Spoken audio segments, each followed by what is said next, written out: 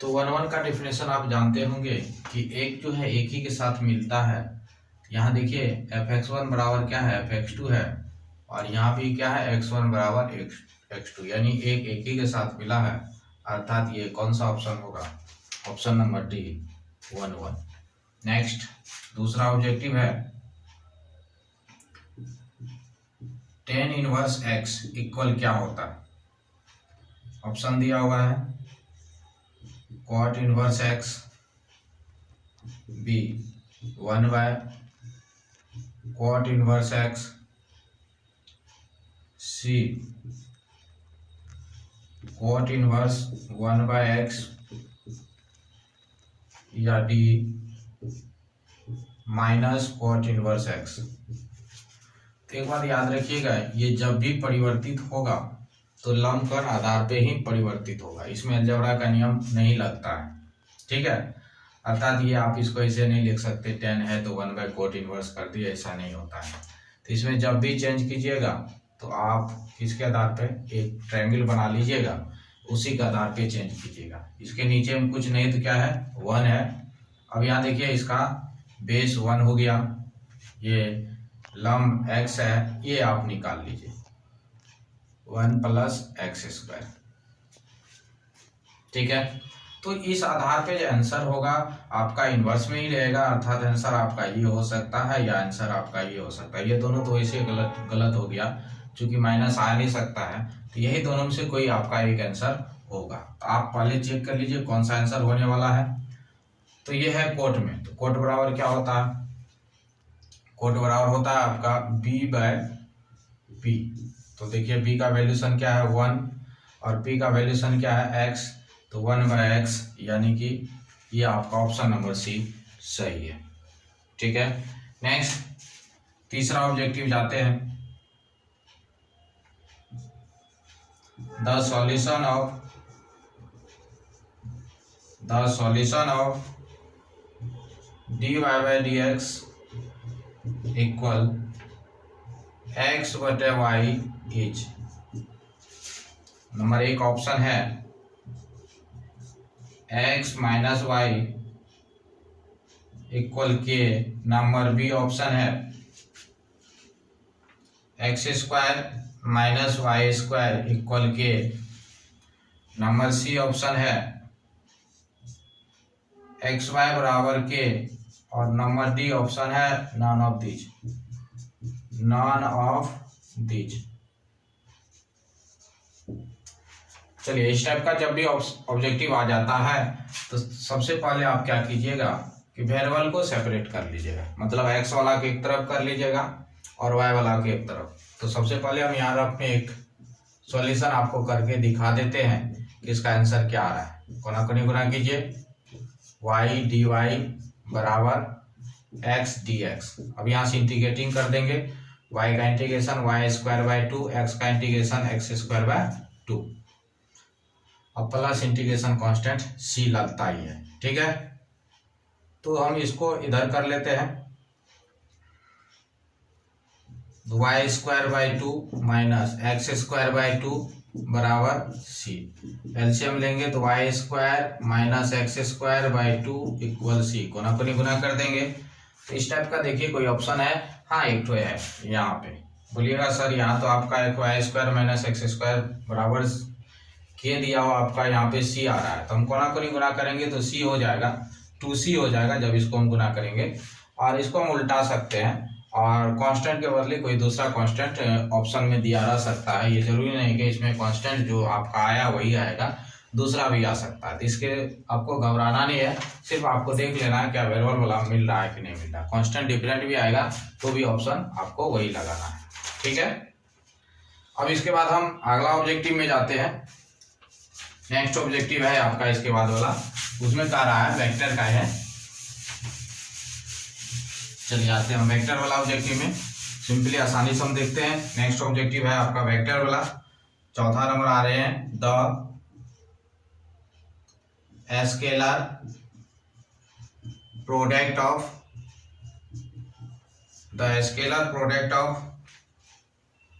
5i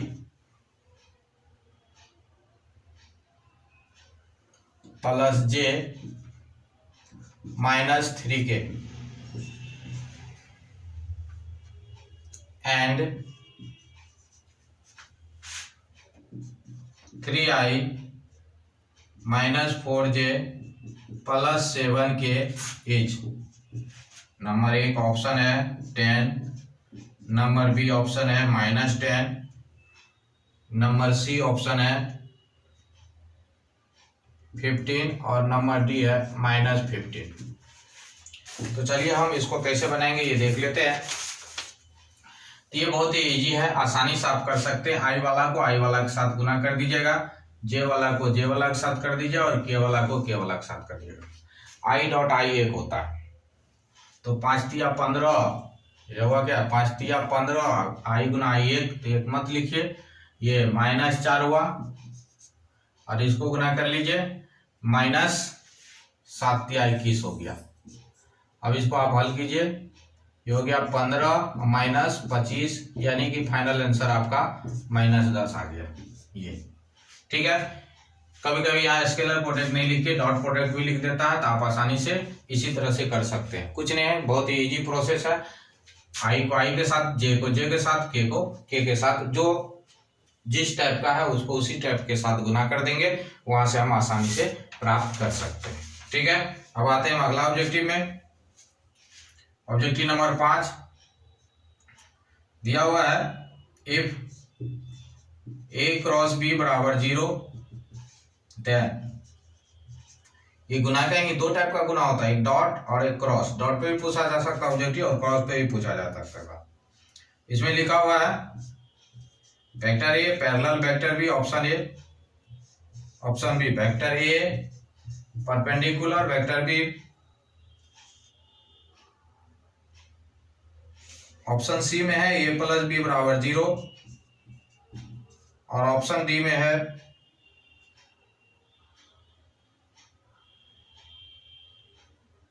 a dot B बराबर 0, a dot B बराबर 0। तो याद रखिए, अगर क्रॉस प्रोडक्ट 0 होता है तो उस स्थिति में पैरेलल होता है। ठीक है, क्रॉस प्रोडक्ट 0 होने पर क्या होता है, पैरेलल होता है। यहाँ आपको याद रखना है कि या दो फॉर्मूला, ये डॉट अगर 0 है तो उस स्थिति में परपेंडिकुलर होता है, और क्रॉस अगर 0 है तो उस स्थिति में आपका पैरेलल होता है। ये टॉपिक आप हमेशा याद रखिएगा, बहुत बार पूछा जाता है। ठीक है, सॉरी, पैरेलल होता है।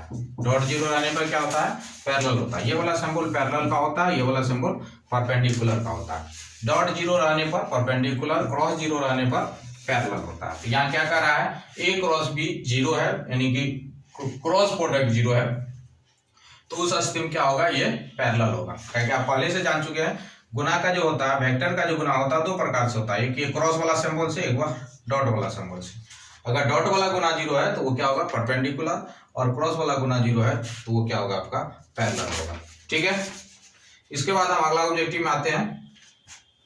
अगला ऑब्जेक्टिव का ऑब्जेक्टिव नंबर, नेक्स्ट ऑब्जेक्टिव, तो इसमें कह रहा है कि d अपॉन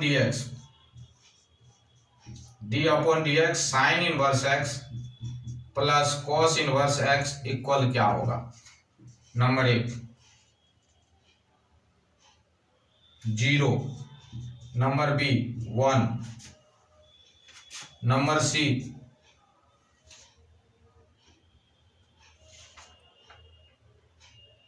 π/2, या number D none of this.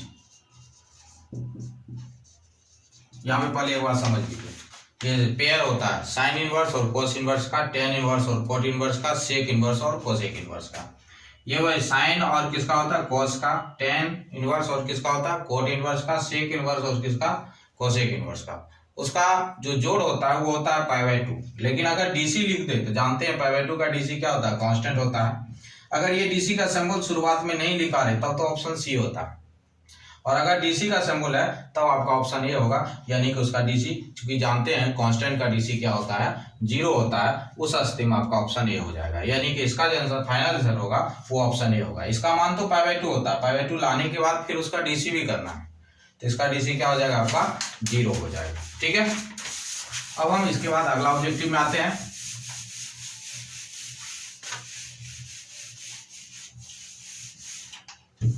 चलिए ऑब्जेक्टिव नेक्स्ट में आते हैं। अगला ऑब्जेक्टिव है, दिया हुआ इफ x माइनस x1 बटे l equal y minus y1 बटे m equal z minus z1 बटे n and ax plus by plus cz plus d बराबर 0 are parallel then number a में दिया हुआ है a बटे l बराबर b बटे m बराबर c बटे n। नंबर बी में दिया हुआ A L plus B M plus C N बराबर 0। नंबर सी में दिया हुआ है A L square plus B M square plus C N square बराबर 0। और नंबर डी में दिया हुआ है A square L square plus B square M square plus C square N square बराबर 0। तो ध्यान रखिए, ये जो टाइप का डिवाइड टाइप का जो समीकरण होता है ये लाइन का समीकरण होता है। किसका होता है? लाइन का इक्वेशन होता है। और ये जो टाइप का समीकरण होता है उसको हम प्लेन का समीकरण कहते हैं। तो यहाँ कभी कभी क्या करता है, यहाँ भी लाइन का और यहाँ भी लाइन का दे देगा, या यहाँ भी प्लेन का यहाँ भी प्लेन का दे देगा। ठीक है, या एक प्लेन और एक लाइन, ये तीन टाइप का क्वेश्चन इसमें आता है। तो थोड़ा सा आपको इसमें ध्यान रखना है कि कोई भी ऑब्जेक्टिव आएगा तो उसको हम कैसे टिक आउट करें। ठीक है, अगर दोनों सेम ही दे दे, मतलब यहाँ भी लाइन दे और दूसरा भी आपको लाइन ही दे, यानी कि L1 L2 दे दे। ठीक है, दूसरा केस हो सकता है कि या दोनों प्लेन ही दे दे, P1 P2 दे दे। ठीक है, इस स्थिति में अगर आपका पैरेलल आ रहा है, अगर क्वेश्चन में लिखा हुआ क्या है, पैरेलल है, चाहे ये वाला स्थिति रहे या आपका ये वाला स्थिति, आप समीकरण से ही पकड़ लीजिएगा समीकरण से ही। अगर दोनों भागे वाला समीकरण है तो समझ जाइएगा लाइन का समीकरण है, यानी कि ये वाला शर्त आ रहा है। या दोनों इस टाइप का समीकरण है, समझ जाइएगा किसका है, प्लेन का समीकरण है। तो पैरेलल का स्थिति में यहाँ होता है A1 बटे A2 इक्वल B1 बटे B2 इक्वल C1 बटे C2। और परपेंडिकुलर की स्थिति में यह होता है A1 into A2 plus B1 into B2 plus C1 into C2 बराबर 0। ठीक है, ये होता है कंडीशन, चाहे ये दोनों लाइनें रहे या दोनों प्लेन ही रहे। तो ये किसका कंडीशन होता है, पैरेलल का होता है। ये किसका होता है, परपेंडिकुलर का होता है। लेकिन अगर शर्त आपको बदल देता, मतलब एक लाइन दे देता है और एक तो क्या दे देता है, प्लेन दे देता है, जैसा कि ये क्वेश्चन है, एक तो लाइन का समीकरण है और एक तो क्या है, प्लेन का है। मतलब एक तो भागा वाला समीकरण है, एक तो बिना भागा वाला समीकरण है। तो एक तो भागा वाला जो समीकरण होता है वो लाइन का होता है, एक बिना भागा वाला जो रहता है उसको हम क्या कहते हैं, प्लेन का समीकरण कहते हैं। तो अगर समीकरण आपका इस टाइप का रहेगा उसको क्या कीजिएगा, उस स्थिति में ये चेंज हो जाता है, यानी परपेंडिकुलर वाला जो केस है, ये परपेंडिकुलर वाला केस जो है ये इसमें आ जाता है पैरेलल वाला, यानी कि A1 बटे A2 बराबर B1 बटे B2 बराबर C1 बटे C2। और पैरेलल वाला में जो है वो परपेंडिकुलर वाला आ जाएगा, मतलब A1 into A2 plus B1 into B2 plus C1 into C2 बराबर 0। इसको ध्यान रखिएगा, ये वाला बहुत बार घबराने के लिए पूछा जाता है। बच्चा तो याद रखा पैरेलल में डिवाइड होता है और परपेंडिकुलर में गुना होता है, लेकिन अगर एक लाइन और एक प्लेन दे दे तब वही उल्टा हो जाता है।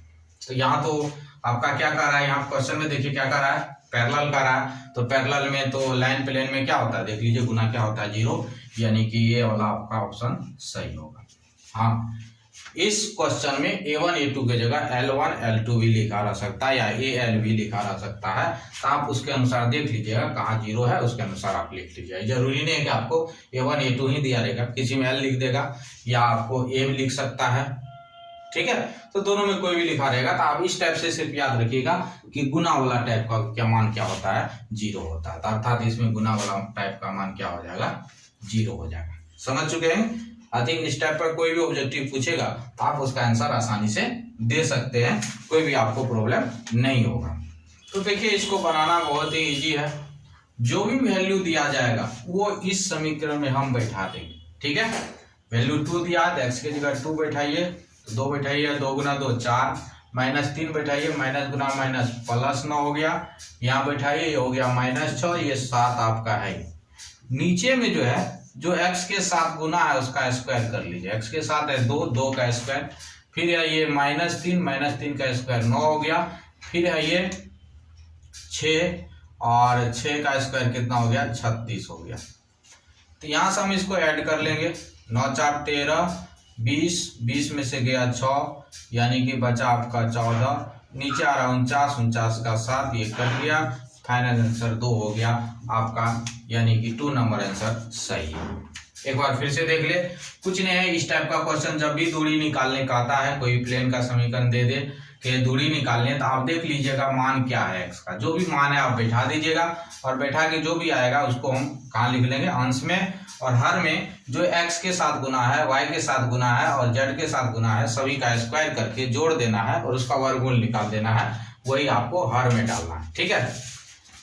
कोई दिक्कत नहीं आता, आपको आसानी से समझ में आ गया होगा। अब हम अगला आते हैं नेक्स्ट ऑब्जेक्टिव में।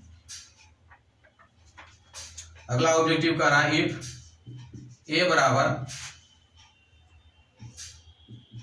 2 3 5 के, a बराबर 2 3 5 के एंड इट्स इनवर्स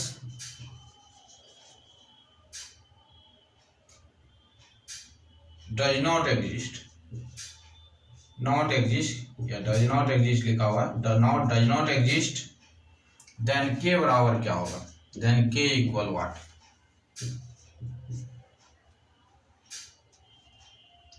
पहला दिया हुआ है 2, दूसरा दिया हुआ है 3/2, तीसरा दिया हुआ है 5/2 और चौथा दिया हुआ है 15/2।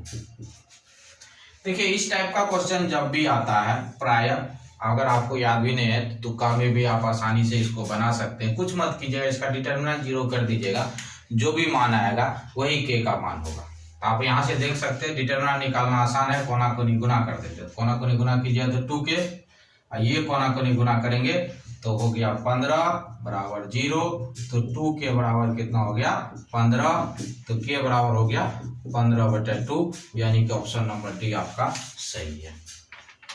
तो इस टाइप का क्वेश्चन जब भी आता है तो ज्यादा दिमाग नहीं लगाना है, आपको क्या करना है, उसका डिटरमिनेंट बराबर 0 कर देना है और वहां से वैल्यू उसका निकाल लेना है। और एक बात ये भी याद रखिएगा, इनवर्स से रिलेटेड कोई भी क्वेश्चन आता है, इसमें लिखा रहता है इसका डिटरमिनेंट क्या होगा, तो इनवर्स उसी का निकलता है जिसका डिटरमिनेंट 0 नहीं होता है, सॉरी 0 नहीं होता है, और जिसका 0 होता है उसका इनवर्स नहीं निकलता है, जिसका डिटरमिनेंट 0 होता है उसका इनवर्स नहीं निकलता है। तो यहाँ देख लीजिए कहा इनवर्स डज नॉट एग्जिस्ट, मतलब इनवर्स नहीं निकल रहा है, तो इसका मतलब इसका डिटरमिनेंट क्या होगा 0 होगा। ये टॉपिक याद रखिएगा, इसका इनवर्स जिसका 0 नहीं होता है उसका इनवर्स निकलता है, इसका निकलेगा, लेकिन अगर डिटरमिनेंट 0 आ जाएगा तो इसका इनवर्स नहीं निकलेगा, ठीक है।